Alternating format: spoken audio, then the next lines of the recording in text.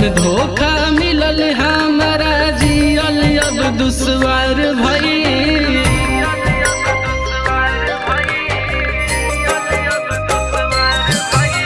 प्यार में धोखा मिलल हमारा जियल अब दुश्वार भई।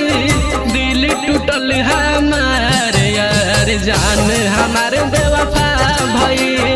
दिल टूटल हमार यार जान हमार बेवफा भई।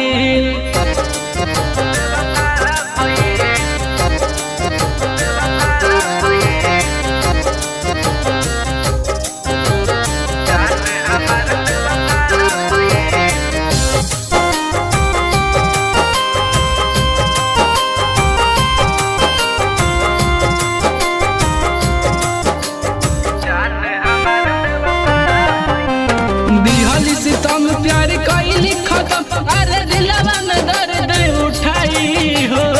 कैसे सहब उनका बिना प्यार के अपन जुदाई हो।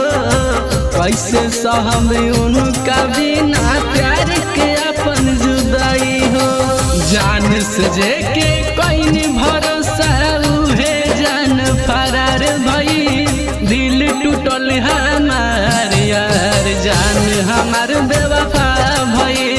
दिल टूटल हमार यार जान हमार बेवफा भई।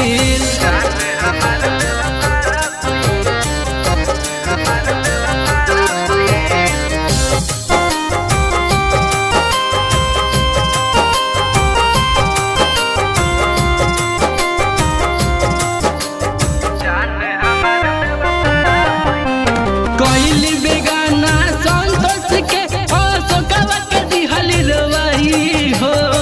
कहस बुचुन कमी कवन रहे गइल भुलाई हो।